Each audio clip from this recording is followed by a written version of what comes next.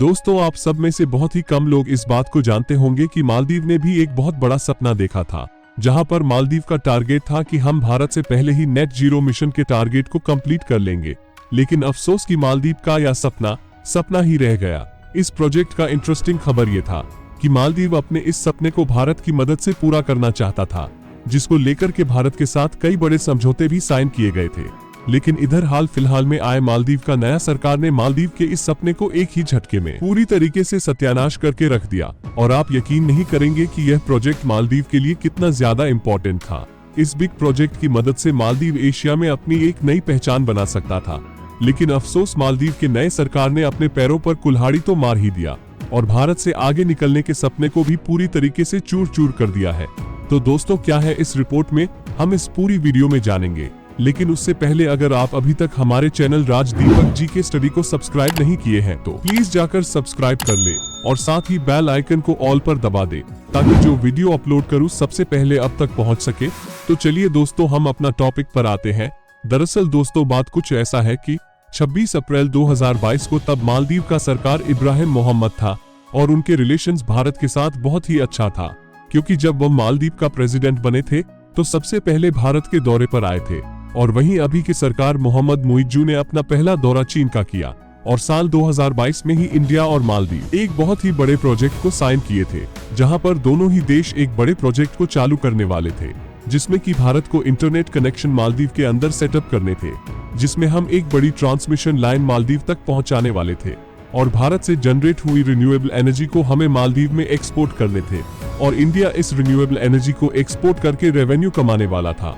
इसके अलावा मालदीव का जो लक्ष्य था कि हम 2030 तक, यानी कि लगभग 10 साल तक में नेट जीरो मिशन को अचीव कर लेंगे, क्योंकि मालदीव एक छोटा देश है और उनके लिए इस टारगेट को अचीव करना काफी ज्यादा आसान है।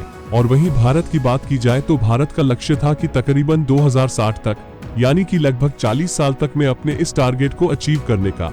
और दोस्तों, आगे की बात की जाए तो मालदीव बहुत तेजी से और एग्रेसिव होकर के इस प्रोजेक्ट पर काम कर रहा था, क्योंकि उन्हें इस प्रोजेक्ट से एशिया में एक नई पहचान मिल जाती और वो 2030 तक अपने इस नेट जीरो मिशन के टारगेट को अचीव करने वाले थे।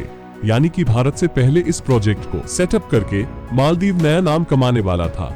जहां भारत और मालदीव के साथ हुई इस मीटिंग में इंडिया के power wind new renewable energy के मिनिस्टर RK सिंह जी ने भी पार्टिसिपेट किया था और उन्होंने कहा था कि इससे मालदीव को बहुत ही ज्यादा मदद मिलेगी और क्लाइमेट चेंज को भी आसानी से कंट्रोल किया जा सकता है।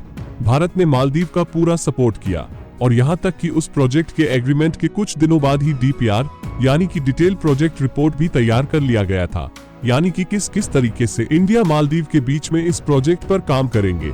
सभी एजेंसीज आपस में बातचीत करते हैं कि किस तरीके से अंडरग्राउंड केबल्स डाले जाएंगे, किस तरीके से ट्रांसमिशन लाइन सेटअप किए जाएंगे और किस कंपनी के ट्रांसफॉर्मर लगाए जाएंगे और किस लेवल की वोल्टेज यहाँ पर सप्लाई की जाएगी।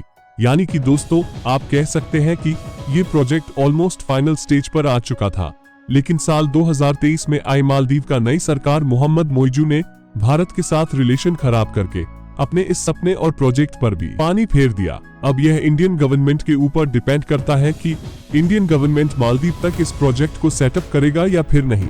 दोस्तों, आपके हिसाब से क्या लगता है कि इंडियन गवर्नमेंट को यहाँ पर क्या एक्शन लेना चाहिए? अपनी राय कमेंट बॉक्स में जरूर लिखें।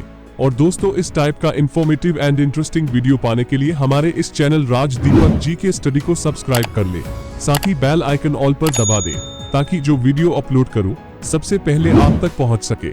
और हाँ, इस वीडियो को अंत तक देखने के लिए धन्यवाद। आपका दिन शुभ हो।